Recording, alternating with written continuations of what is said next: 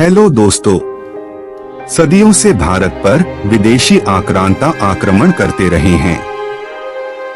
भारतीय राजा महाराजाओं ने उनका डटकर मुकाबला भी किया है। पृथ्वीराज चौहान, महाराणा प्रताप और छत्रपति शिवाजी के नाम से तो हर कोई वाकिफ है। हालांकि बहुत कम लोग जानते हैं कि विदेशी आक्रमणकारियों को धूल चटाने में भारतीय वीरांगनाएं भी आगे रही हैं।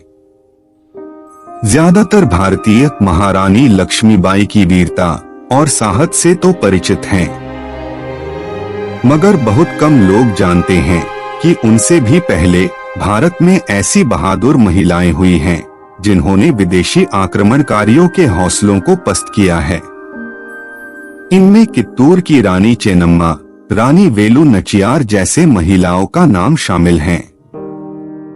आज हम एक ऐसी ही वीरांगना रानी नायकी देवी की कहानी आपको बताने जा रहे हैं, जिनकी बहादुरी को देखकर मोहम्मद गोरी को भी भागने पर मजबूर होना पड़ा था। रानी नायकी देवी कदम शासक महामंडलेश्वर परमादी की बेटी थीं। वो रहने वाली गोवा की थीं। उनका विवाह गुजरात के चालुक्य राजा अजयपाल, जिन्हें सोलंकी राजा भी कहा जाता है, से हुआ। मगर अजयपाल ज्यादा दिन तक जिंदा नहीं रहे, जिसके बाद राज्य की कमान उनके बेटे मूलराज द्वितीय को मिली। मगर मूलराज की उम्र कम थी, तो राज्य का सारा काम रानी नायकी देवी की संभालती थीं। मोहम्मद गोरी ने पृथ्वीराज चौहान को तराइन के दूसरे युद्ध में हराकर 1192 ईस्वी में दिल्ली सल्तनत की नींव रखी। मगर दिल्ली पर कब्जा करने से पहले उसने भारत पर कई बार आक्रमण किया था। ऐसा ही एक हमला उसने 1178 ईस्वी में गुजरात के अनहिलवाड़ पाटन पर करने की कोशिश की। ये उस वक्त चालुक्य वंश की राजधानी थी। दरअसल राजा अजयपाल की मृत्यु के बाद मोहम्मद गोरी को लगा था कि अब अनहिलवाड़ पाटन पर कब्जा करना बहुत आसान होगा, क्योंकि एक औरत और बच्चा उसका कुछ नहीं कर पाएंगे। मगर वो नहीं जानता था कि उसकी गलतफहमी बुरी तरह से दूर होने वाली है।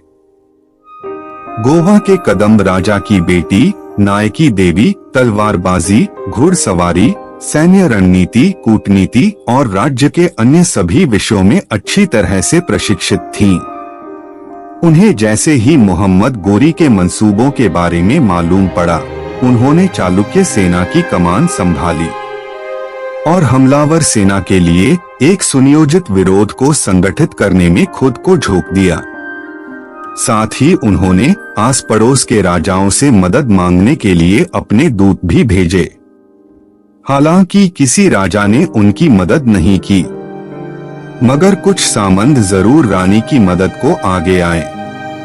इनमें नद्दुल के चाहमान कबीले, जालौर के चाहमान कबीले और अरबुदा के परमार शामिल थे। रानी नायकी देवी को युद्ध कला की अच्छी समझ थी, साथ ही वो वास्तविकता को भी जानती थीं। उन्हें मालूम था कि उनकी सेना की तैयारियां काफी नहीं हैं। वो अब खुद की ताकत नहीं बढ़ा सकती थीं, मगर दुश्मन को कमजोर जरूर कर सकती थीं। इसलिए उन्होंने गदरघट्टा को जंग का मैदान चुना। ये माउंट आबू की तलहटी पर स्थित एक उबड़-खाबड़ इलाका था। यह जगह आज राजस्थान के सिरोही जिले में स्थित है। यहीं पर मोहम्मद गोरी और रानी नायकी देवी के बीच युद्ध हुआ, जिसे कसहरादा का युद्ध, बैटल ऑफ कसहरदा कहते हैं।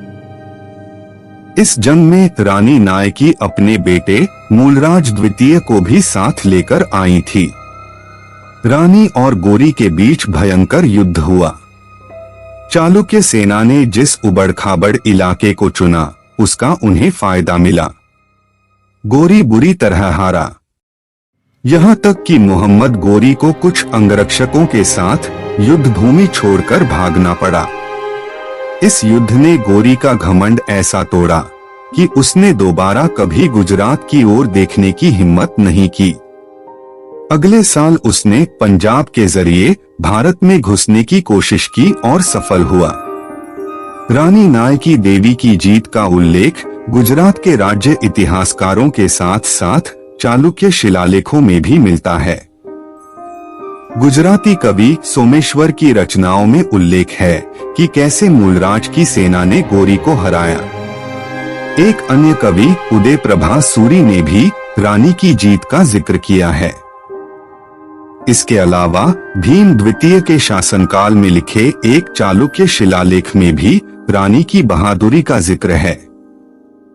साथ ही मोहम्मद गोरी की हार का जिक्र 13वीं शताब्दी के फारसी लेखक मिन्हाजुस सिराज के लेखों में भी है।